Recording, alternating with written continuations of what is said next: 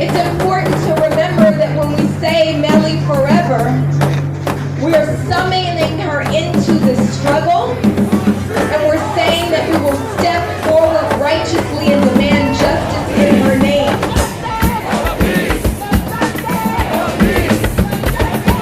Los Angeles County law enforcement kills more people than any other set of law enforcement units in the country. Master's tools will never dismantle the master's son. We have to be in these streets. We have to shut it down. We're going to continue to use every single tool in our toolbox.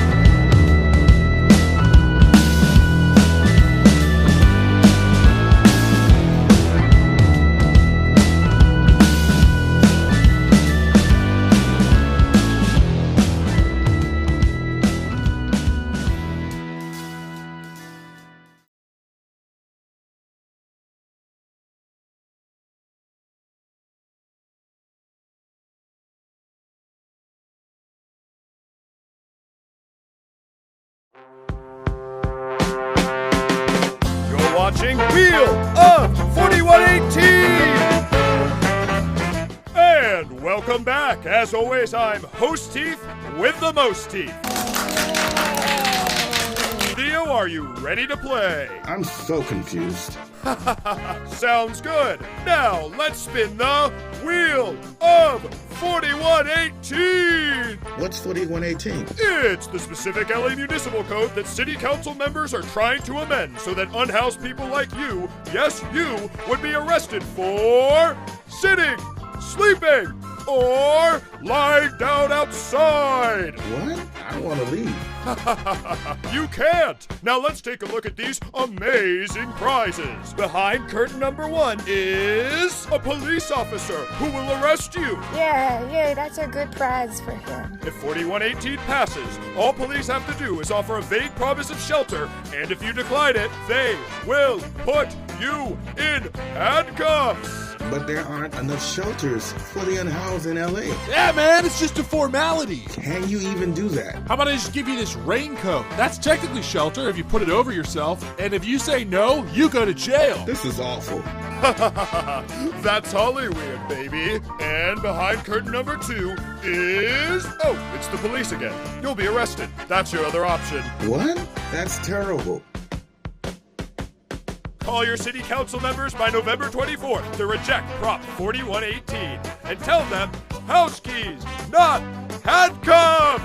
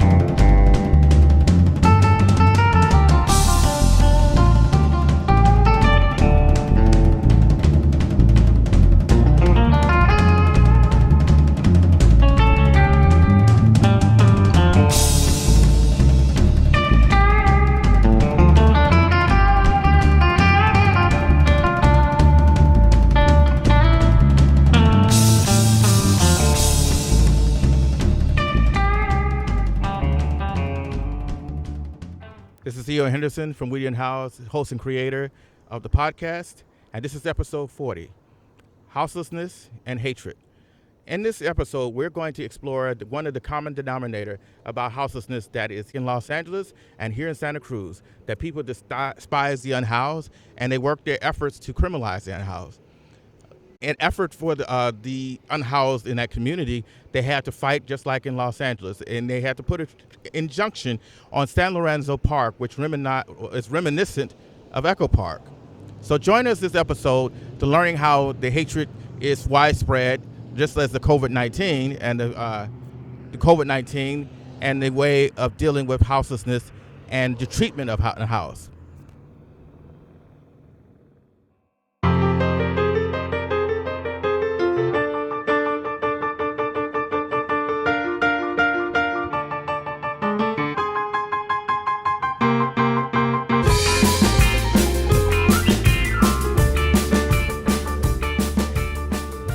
Okay, this is Theo Henderson from Unhoused, and I'm interviewing a resident here in Santa Cruz. So tell us how long you've been here. And good pizza. Let me think. Probably 8 months. Oh, wow. About. What got you coming to here instead of somewhere else, like a bunch of my friends and I originally started. You remember where Tent City was? Yeah. Okay, we were Tent City before they came. Really? And they moved us out and moved Tent City in. Damn. And they told us to go up to the other side of the bridge. Oh, man. Well, that didn't last long. Back over here we came. Yeah. So how are you guys, because COVID-19, are they bothering you guys or leaving you guys alone? Because I noticed. Yeah, good. Because I see you guys got your tents up. Like in LA, they're starting to tell people to take their tents down. I was in Santa Barbara yesterday, and they were bothering the guys that were out in the park and told them they couldn't have their tents up. So that's crazy. No, they're leaving us alone, definitely. Who? So what got you out here and on the streets anyway? Medical problems. Oh, like most people. From Pennsylvania, New York, on the border. Oh, really? And I moved out here 8 years ago. The city of brotherly love. Is it true they got the Rocky statue there? Yes. Now I got to ask another question. Don't take no offense to pizza. What's up with the Philly cheesesteaks? Is it really good as they say it is? They're happening.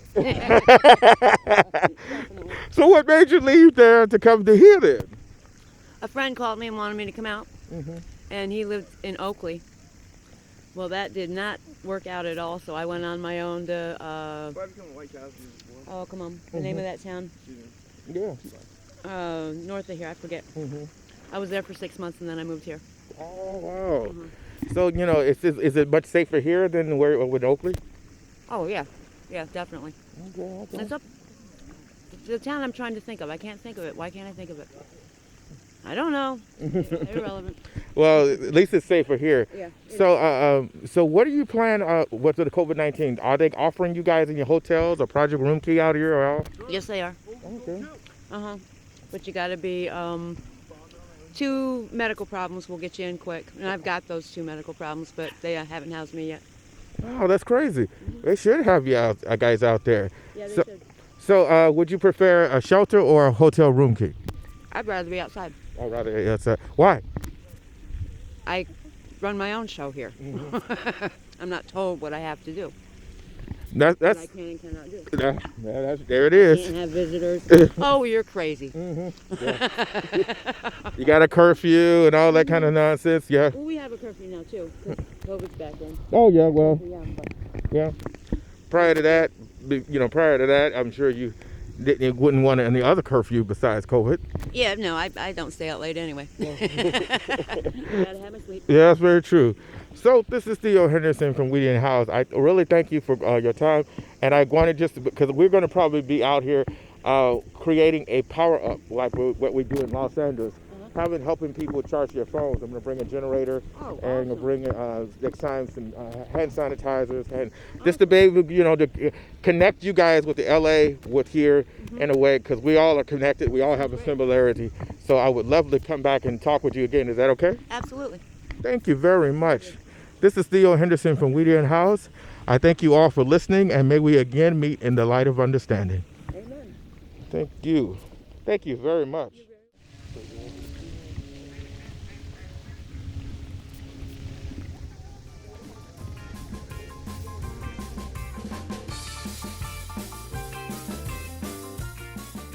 This is Theo Henderson from Unhoused, and we are here in Santa Cruz interviewing some of the Great San Lorenzo Park. At the Great San Lorenzo Park.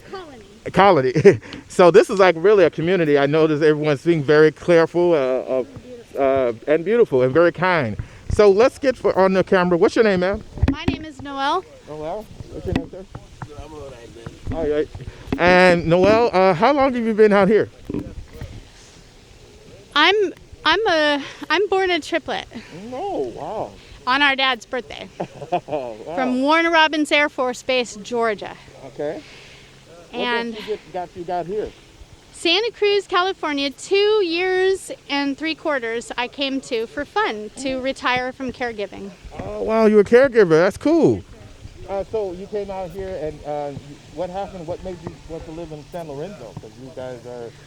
I'm not actually living, I'm visiting. Okay. My beautiful neighbor Adama from Senegal, we are good friends, and like for instance, we are good friends and we are family. Yeah. So we did I did my spit test a long time ago, and I know I'm family with him. So. Okay. So what can you tell us about the community here? What's going on here? I think the most beautiful thing I can say about everybody is, do you see how peaceful? I come back and check on it from time to time, and I notice the most gorgeous community making a cohesive sense, always with, I think the ducks are leading it personally. Not a problem do I ever encounter. Okay. See, well, so it goes to show you that this community here looks out for one another, and it has a sense of peace instead of the idea of a notion of violence. When I was a newspaper reporter, I traveled our America, asking people of homeless qualities, hobos, what was needed. This is an example, actually, in Santa Cruz, of what folks were actually talking about all across the nation. We're getting it here. Okay, well, thank you very much. You gave us an insight about what's going on here. We're going to go and mill around a little bit, and I thank you very much. I thank you for your time. This is Theo Henderson from Unhoused, and I thank you all for listening, and let us again meet in the light of understanding in Santa Cruz.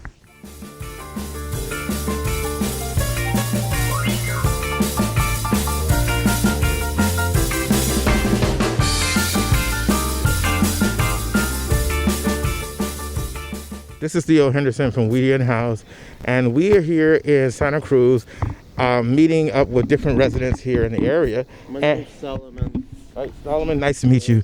Tell us a little bit about, you was mentioning that you were a little bit busy. What's going on? You said you were hungry. Yes, I'm homeless, and I'm from Michigan. So how did you get out here? I was in Oregon, and then with a friend from high school from Salem.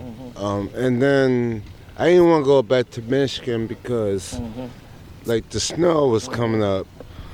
So I ended up loving this place, and I just stayed, and I love the people here, and I kind of like some type of work. It was not steady, and since COVID-19 happened too, it's kind of messed up everything. And so, but I love the people here. I love everybody.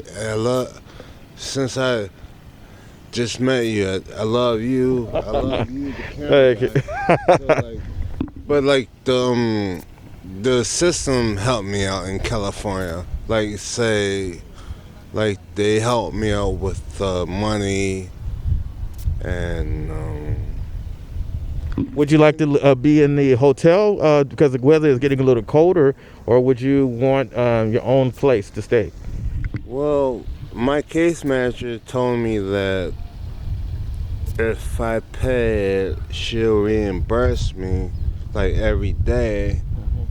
So I was working for the street team. So I was cleaning. What did you do? Cleaning up the beach, and everybody But like today, I was just like, it was so cold. I was just like, I don't even want to get out of here.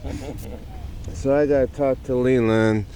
He's a great man, great team, great people, street team. Detroit, I mean, not Detroit street team, but downtown street team. Beautiful people. I'm going to ask you, because I noticed there's a lot of tents they have up in Los Angeles. They are cracking down on that. They are saying, like, in fact, in Santa Barbara, they told them that they couldn't have their tents up.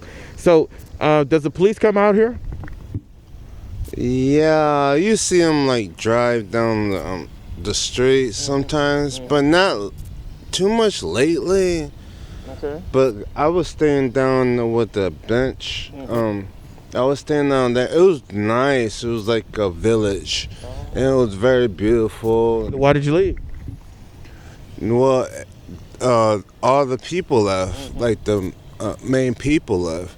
Okay. So, because they were saying that it was gonna rain down there and stuff like that. It was gonna be flooded. Oh, okay. So that's what they shut it down. Okay. Yeah, and then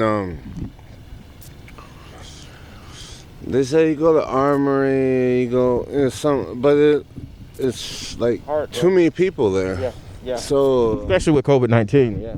yes, and then so I felt like I felt like just coming right here. And I'm having a good time, but sometimes like I don't know. I had a good friend here, but and then it's hard to charge up your phone over like. Yeah. So it's sometimes she's not there in the office, sometimes she's not, and then I had a good friend that she had her phone there, and I'm like, I'd be back in 15 minutes, right? And I'm like, it take 3 hours. Like, I was sitting there for 3 hours, and she didn't come back. And then she was like, you take my phone? I'm like, no, I got a Galaxy. So why didn't I take your phone for? But, because you're a good friend of me. So, it gets hard because I believe in my Lord. You know what I'm saying? I believe in, I'm a Jesus Christ guy. And sometimes it gets super cold, so I was like, one day, I didn't go to the street team, I didn't call him, I didn't call my boss. I was kind of messed up. So I was gonna go to, I thought about going to, Colorado Springs. So I thought about going there and just starting a new life here. Colorado Springs, you know what I'm talking about. So I thought about going there. Like, I went there one day, but it was just passed through to go to Vegas.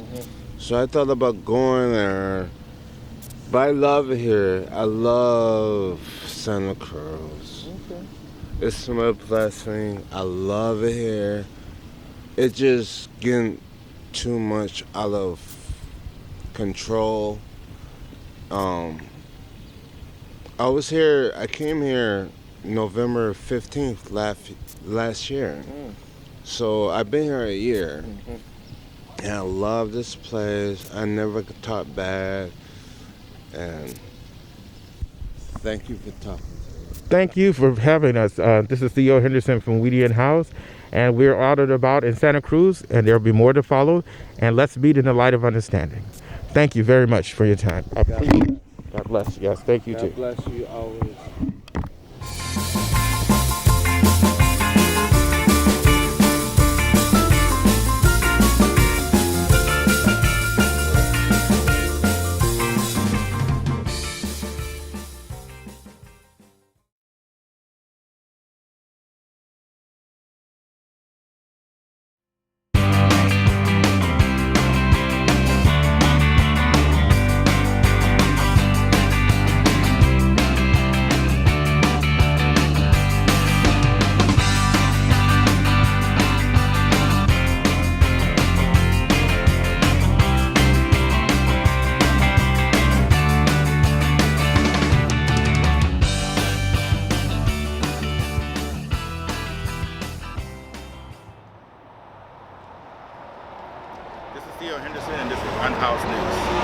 On January 18th, Services Not Sweeps is having a blockade, uplifting and honoring the voices of unhoused people and honoring Dr. Martin Luther King.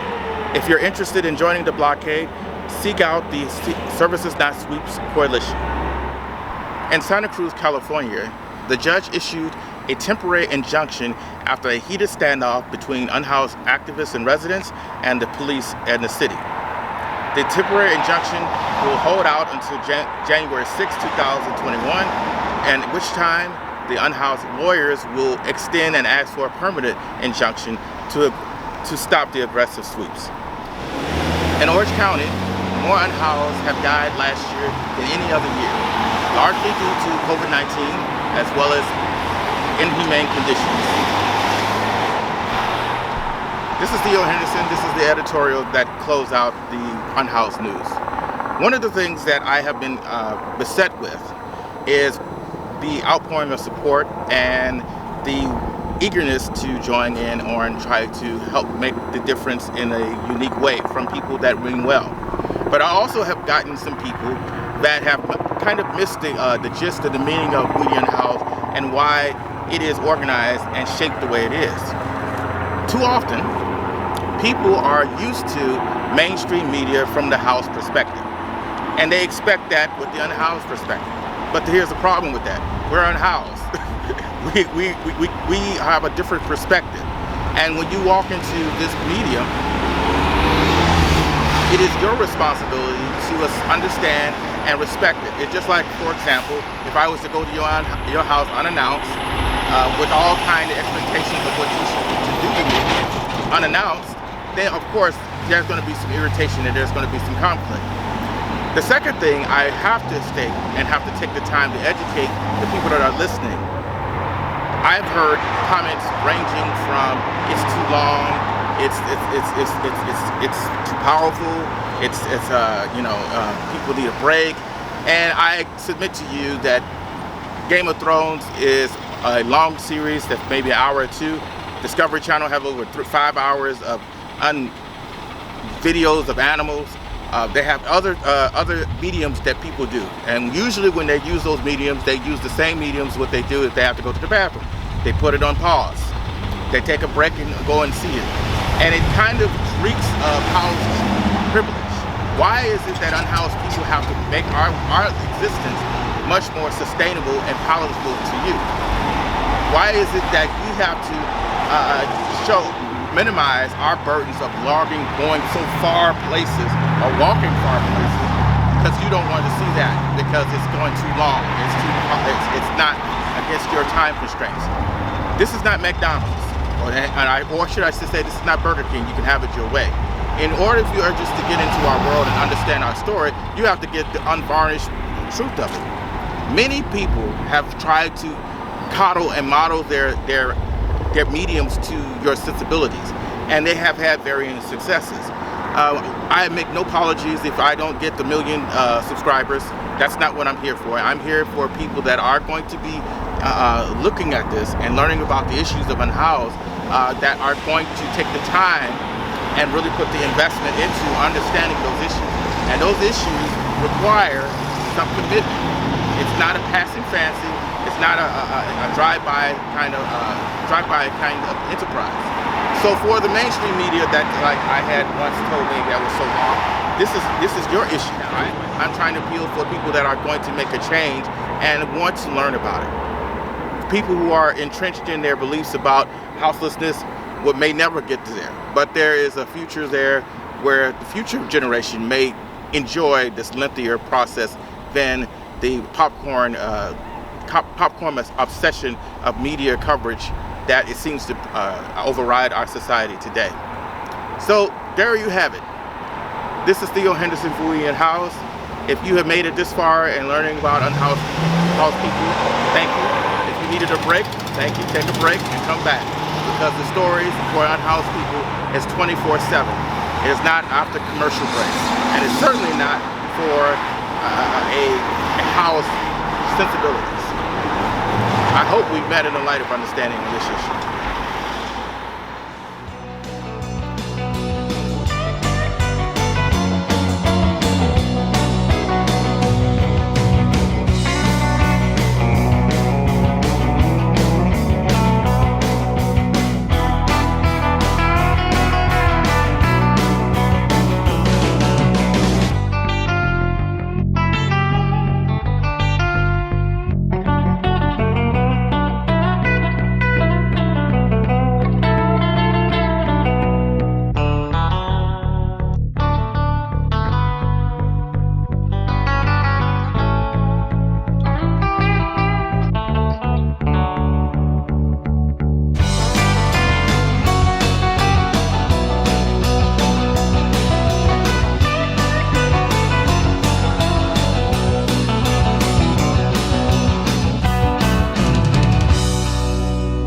Theo Henderson from Unhoused. I'm here in Santa Cruz with a famous Food Not Bombs. We have one in Los Angeles, but here's one in Santa Cruz, and we have one of the one of the members here, and he's going to introduce himself.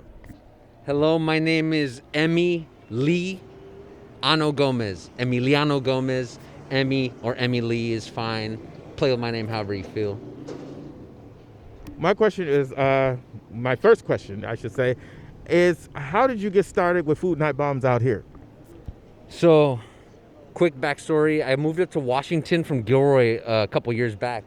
And what I noticed when I was up there, I got involved in community matters and stuff like that, volunteering, just putting myself out there. And I noticed doors started opening for me. People were inviting me to their homes. I was making the best friends, and it was just glorious. I came back down to California. I was living with my parents, and I'm sure as many of us know, that's not always the most ideal situation. So after taking off from my parents' house, I decided to come to Santa Cruz because also mushrooms were decriminalized. Seems like a good big step in progression. So I came out here, and I was living out of my car, and I saw Food Not Bombs, and I already knew the method of get involved in community matters. You'll meet cool people, doors will open, opportunities will just be attracted your way. And that's the attitude I kept the whole time. And I've been here since about August. I've been one of the people that has been here the most since then. And it's been very fulfilling, overwhelming at the same time, but fulfilling and recharging and restorative. So what does Food Not Bombs do? So pretty much we feed people. We feed people when we're trying to hang out. I don't necessarily come here to work. I just come here to feed people, spread the abundance that we have available to us, and whenever we can, we'll play music, sing, dance, party, and yell nice things into the air, because there's already plenty of other stuff going on. Indeed. Have you had any police intervention or anyone that didn't like you guys here? Yeah, some people come by. One guy told me we were enabling the homeless situation, saying, I have a better name, jobs not food. I'm like, what the f-? Like, that's an example of someone that is in a certain way of thinking, like, because no one will. Do you like the idea of having to have a job with a boss in a place that you got to go to survive? I don't like that. But in my previous episode in Oxnard, these people have jobs and they're still not able to eat. So what is he talking about? That's what I'm saying. You could have a job that doesn't necessarily mean you're eating good or you have a roof over your head. Dude, you can't really have just a cool job and pay rent and be like just well off. We're not really exactly set up to thrive. So yeah, there are people that come, but it kind of shows their ideology and how, I'm no one to say that someone's ideology is wrong or anything, but inherently it seems pretty corrupt. What about the police? Do they try to shut you down? I know that they tried to in Los Angeles, but what about here? So we used to be in the lot across the street, but that lot had a certain character buildup. What do you mean by that? Like, it was a chaotic scene a lot of the times, or more often than we would have liked. So they moved us from that lot, or they shut down that lot, and then we were pretty much forced to come over here. But it's one of those things, it's a blessing in disguise, because the character of this lot is a lot cooler, calmer, collected, collaborative, cohesified. So it works a lot better. That's the one time that the police or the city moved us. Besides that, cops will come by, and cops are weird. Like, if you try to talk to them like humans, a lot of times, where it makes sense. Like, hey man, what's the problem here? Let me know. They're like, there's a certain attitude that they have of functioning that it doesn't really work so great. But nothing big with cops, at least that as far as like harassing people goes around here. I think it's because we're here, possibly. Oh, probably, because like I said, that's a unique. I'm sure Unhoused have some stories like the gentleman over there. So yeah, okay, which is interesting. Which it's good that you guys have a mellowing kind of calm here. But so there's basically how long is this going on? From what time to what time? Every day from 1 to 4, we're serving food. We'll come a little bit earlier to set up, and we'll leave a little later at times, but 1 to 4 is a guaranteed window of time every day. Is it a food specific? Is it for vegetarians or for carnivores? What's it about? Well, one of the principles of Food Not Bombs is that we guarantee vegan and vegetarian meals. That doesn't necessarily mean that we're only serving that, because, we get donations from everywhere. People donate hot dogs, meat, chicken, whatever it might be. So it's kind of one of those things. Whatever we got is what we got, and we'll give out. Many of these people do look forward to having meat. So Yeah, we serve everything, but vegan and vegetarian is what we try to produce. Kind of like the Los Angeles Hippie Kitchen. They kind of do something similar. Vegetarians, but you know, if you got meat, you got over. Yeah, that's what, I've been vegan a while, so when I see meat, I'm like, I'm almost inclined to throw it away. But it's one of those things. Hey, if you got it, it. Well, thank you very much, Amy, for your perspective and basically your service out here. I'm going to mill about. Is it okay if I interview a few of the people over here, the guests? I already let them know you probably maybe go over there and talk to people. Oh, excellent. Thank you for paving the way for me. This is Theo Henderson from Unhoused, and we're here with Food Not Bombs in Santa Cruz on Front and Laurel. They feed from 1 to 4. So if you have or know anybody that's in need of food or wants to donate, you can stop by and meet Emmy, and he will probably direct you to the appropriate response. Come get a meal, do your grocery shopping here first. There's no need to go consume at the grocery stores. And we have the best type of produce, fruits, bread forever, like, staples in people's diets. So outstanding. This is Theo Henderson. So here we go, meeting us in the light of understanding. Thank you very much, Amy. Michael.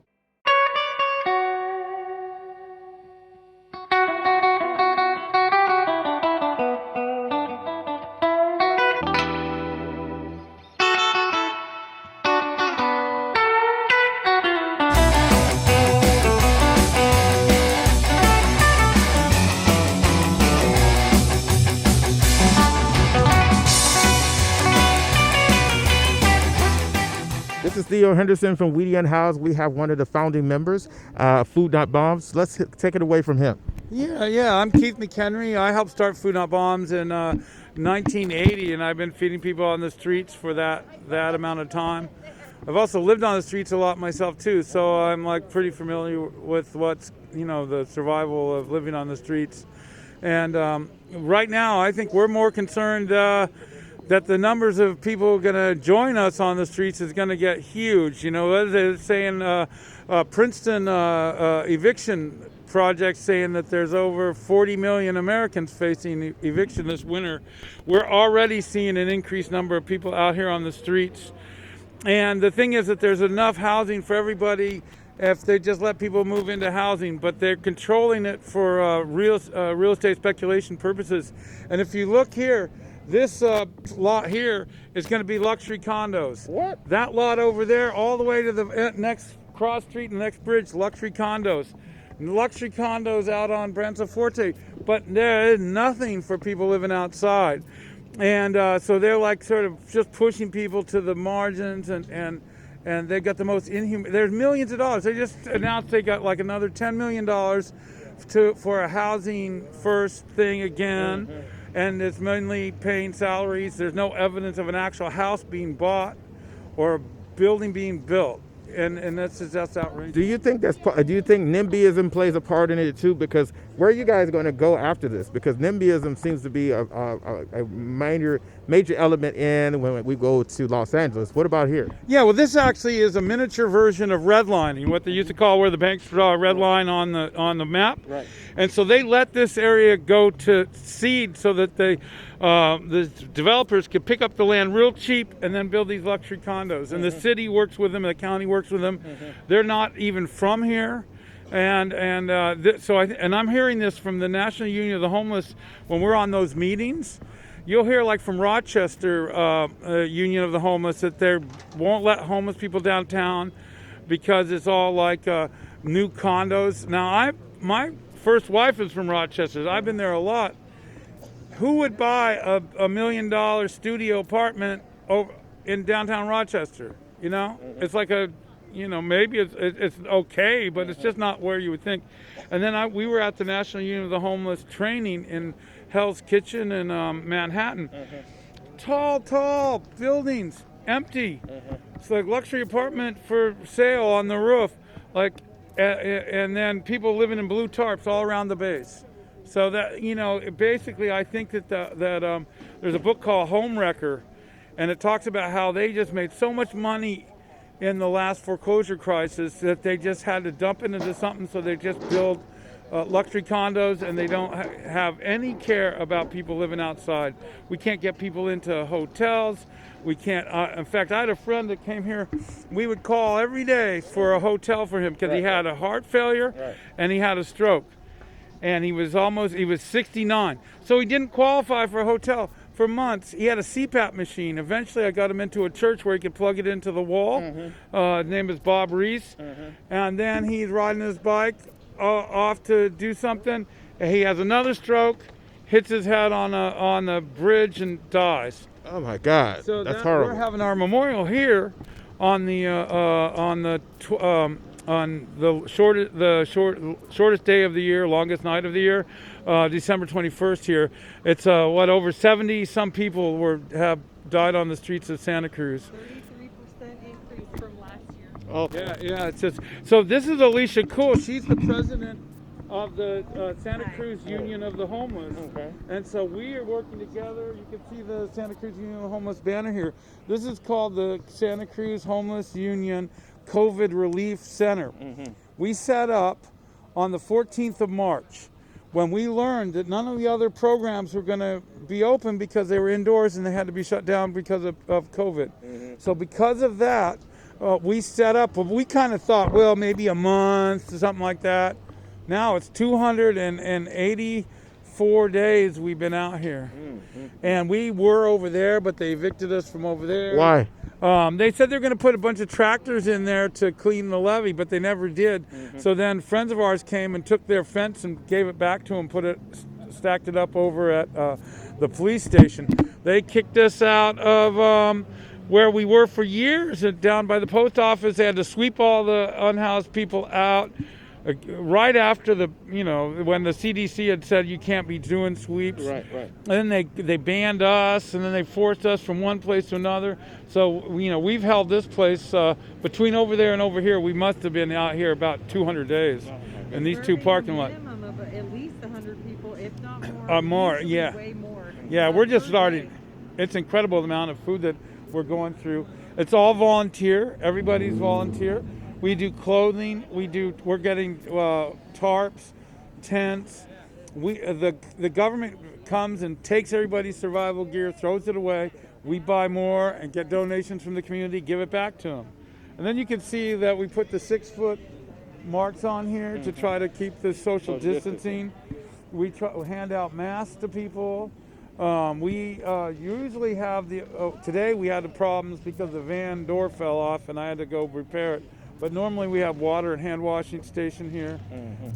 But we're just struggling. And then Food Not Bombs is struggling all over the country with this kind of stuff. In fact, all over the world. I mean, we're having problems like in Malaysia, Philippines, India, Bulgaria has gone through huge amounts of problems. South Africa is always having a new problem.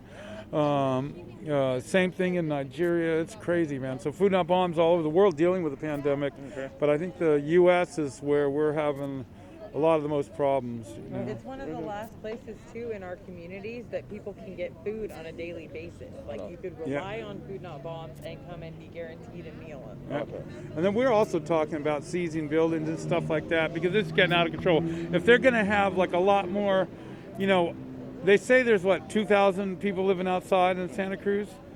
The reality is there's probably 4,000 because the point in time, I did the last one in 2017. The rain was so hardcore, and I know where people live, and I couldn't find people. And it's an estimate anyways. When Yeah. you come upon an RV or a tent, you guess how many people are in it. And even if we go by that number, that's only the most visible aspect of homelessness. That's not the people who are hiding because of stigma. That's not the people that don't want to be counted. Let me jump in right quick. I'm going to interview you in a minute, but let me get him done, and we can. Because the sound will be a little weird.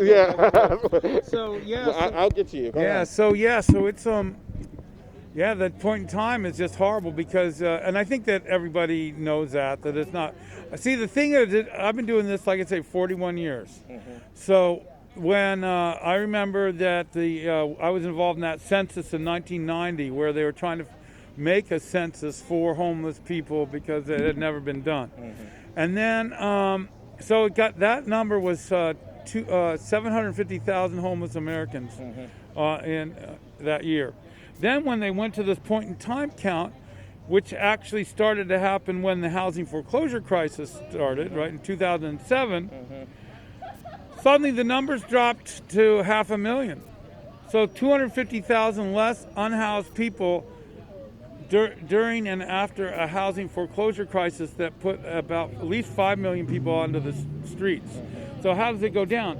Then HUD's count of children say that there's 2 million people, unhoused children, but 500,000 total unhoused people. So no one knows what they're talking about.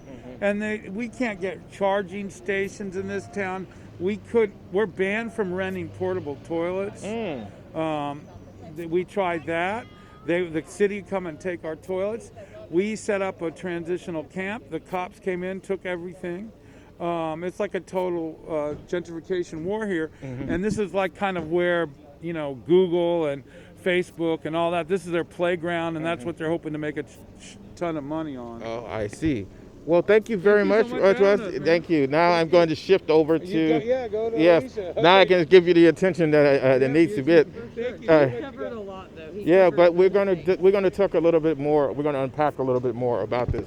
Let's start off from the top. Let's introduce yourself formally here. Sure. My name's Alicia Cool. I'm the president of the Santa Cruz chapter of the California Homeless Union, and we are a national union of the homeless. So let's say, how long have you been holding this position? About 2 years now. I could imagine that it's been their difficulty. Unfortunately, as you and anybody that deals with the houselessness, you get your fair share of detractors and NIMBYism. How do you handle it? Well, I do get a lot of personal attacks, both online, from people saying everything from attacking myself, my children. I'm unhoused myself, so I live in an RV.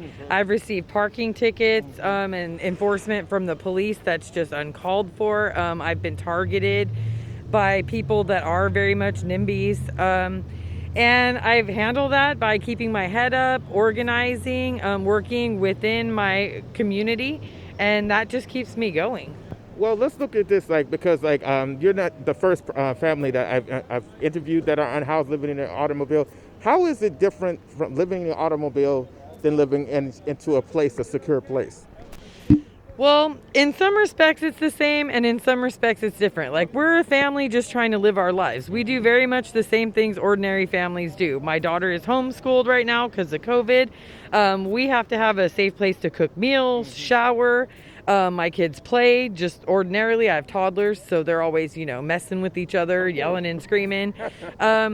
So it's very much the same in that respect. It's not the same in the respect that we don't have a safe place to park. We're targeted by people driving past, yelling and screaming, get out of our town, you don't belong here. We don't feel safe a lot of times.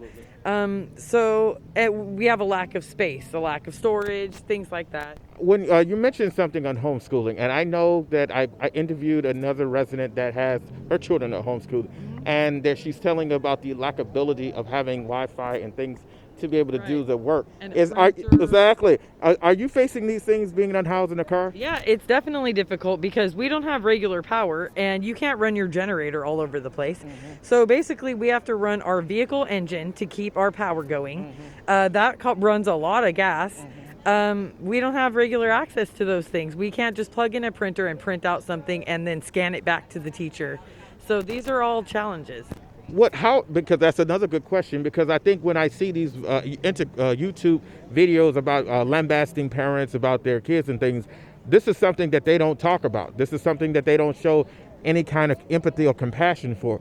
What would be able to, because if you I'm a former educator, and if I had a student like this, what would be the way for me to help you to make sure your child succeeds? Well, I'm working with my school right now to send us a Wi-Fi hotspot that works specifically with the school. But as far as power and stuff like charging stations, campgrounds that are lower discounted rates, so we had a safe place to go and plug in, anything like that. Right now, our teacher's working with us and letting us take pictures on our phone of work samples and send them to her. So we've had to do a lot of workarounds. What other ways to help? Because, for example, food not bombs come on a regular basis, but I'm sure that the schools can help because a lot of the food that they throw away. Would you guys be willing to? Is that a solution, or what things do you think would be helpful? Yeah, food is always helpful. Anytime that we can save food that's going to be thrown away and you put it back into the community is always helpful. I know we have partners that work with us here that go to like Gray Bears and stuff like that and sort through a lot of food that's going to be thrown away and pick out what's good so that we don't have to waste it. And so it very much takes an entire community, and that's always helpful. You know, I have to confess something too. As you probably know, this is the holiday season coming up. And one of the things that really made a reaction for me was there was a posting about someone saying don't give kids toys, just give them gift cards and because they have nowhere to store it. But you have infant children that likes Christmas and wants the holidays too. Is that a little bit, because for me that kind of is troublesome because all kids want to experience the same things housed or unhoused. Is that a fair thing to do? No, I don't really think that's a fair thing to do. Children are children, and all across the board they want to experience the same things, and that's like a tradition of growing up and opening a present. Yeah. And there's a joy in that. So I think that kids need that. That's part of growing up. Those are the good things that we live for. These are the moments. Like, why live if you can't have some good stuff? And that's why I was really bothered by it, because it's like, you know, you're squashing someone's hope. You know, that could be able to keep them going for a moment in time when they have a hard time dealing with the situation. So, you know, especially with kids, you know, they're going to be noticing if they're going to school or seeing on the TV that everyone else is getting things and you're just telling them, just give them a gift card. That's just kind of, you know, it's just on something too. See, I'm a child of the group home and foster care system, and so you just touched on something that kind of made me think. I posted something recently about growing up feeling like you're a person that the community and even your parents sometimes don't. You feel uncared for. Yeah. You feel different. Okay. That if you grow up feeling like that, that could actually change who you're who you are. Yeah. What happens is it gets into your spirit and it becomes part of your personality and your identity. Mm-hmm. And you don't want to do that to children very early on. That changes who you grow up to be and how you look at the world. And if we can avoid doing that, I think we should. I'm totally in agreement with that. Really, that's what I was reaching for, because I thought about it and I says, man, we've basically just created a new system of miserable people that don't find any joy in life. Mm-hmm. And because we just worried about because they have no place to store in a shelter. I'm like, you know what? Maybe we need to really think about it. It's not about the kids and the families that's the problem. Maybe we are the problem and these shelters are the problem. In order for these people to get some a humane care, we're going to have to start dealing with humanely. Many times people have this belief system, it's not going to work. We should just we should grit our teeth and just have shelters. We should just grit our teeth and just accept what's given to us. And I don't agree with that. What's your thought? I don't agree with that either. I definitely don't agree with that. I think that we need dignified solutions, and I myself am not willing to take something less than I deserve, less than dignified. Yeah. I think we straight up need dignified solutions. Nothing else is going to work. I also think that across the board, cities and counties need to be working with impacted individuals, because what they're doing is they're making decisions for people instead of with them. Absolutely. And until they start working with people and really coming to the table and allowing vulnerable people to sit at the table with them and talk about these solutions, they are not going to come up with something successful. I keep seeing fail after fail after fail, and that's part of the reason why, if not the main reason. Because you stated you're unhoused at the moment, has COVID-19 been a little easier for you to deal with, or difficult, especially with dealing with kids? Talk a little bit about that. Well, for me, it's super difficult all the way around, because not only do I, work with volunteer organizations and with the homeless union, but I actually work in San Jose part-time as a shelter manager. Oh, okay. And they're talking about now getting people who have positive COVID-19. And really? It's an emergency interim housing project in which people are only supposed to stay there for 60 days. But right now we're not starting their time because we know that there's nowhere for people to navigate to. Okay. So it's starting to get hectic. I do have a family. I have kids. It's scary for me because I'm torn between serving my community, being safe, and having a job and trying not to get COVID-19. Absolutely. So you basically just juggling. So yeah, there's all that on my mind all the time. Exactly. And then here comes some NIMBY just sitting on this behind talking about unhoused people are not working or they don't want this and that. But here you are juggling this. Why I got my nails done or something. Oh, you know. You got to, or like my favorite, they always, well, he's got a cell phone. Why does he got cell phone? You know. How does she have 2 cars? Yeah. Exactly. You got 2 cars, but you can't afford 5 G's in rent. Exactly. Exactly. So here's the thing. That's what I wanted to do.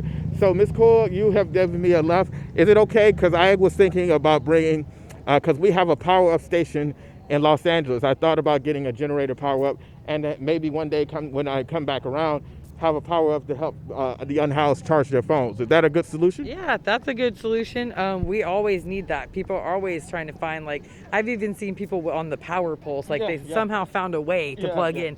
And so it's definitely an issue here. So that's helpful. Oh, cool. So is it city council or police that work together in order for you guys to make you guys difficulty? So in Los Angeles, we got the city council members and the NIMBYs as well as the police. They work together. So how does this work? A couple things going on here. It's our city manager is and our city attorney is directing our city council in many ways. So it's the city manager, city attorney, city council. Okay. And then we have a couple of like hate groups that are like Santa Cruz neighbors, West Side neighbors, things like that are like, you know, we need to get these homeless people off our streets. Anything helpful to them is enabling, things like that. So we have kind of a mixture. And what happens is they feed each other. Yes, I see. Well, that's pretty much the same kind of similar kind of veracity in Los Angeles. And one of the things is like maybe, like I said, we get more notice about this here in Santa Cruz, a little more putting them on the map. Maybe they'll be more reluctant to be able to targeting unhoused people, which is why I did White Woody Unhoused. So is there anything else that I missed? No, just that we've been working really hard. We work here with educating our community. I've been working with nursing teachers. We're getting ready to work with high school students. I'm really trying to tackle this too on all fronts, especially with our youth and with people so they feel comfortable.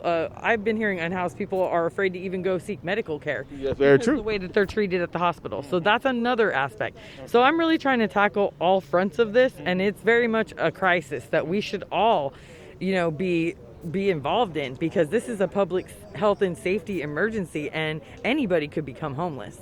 Absolutely, and well said. This is Theo Henderson from Media House. We're here in Santa Cruz, and I thank you all for listening, and may we again meet in the light of understanding. Thank you very much.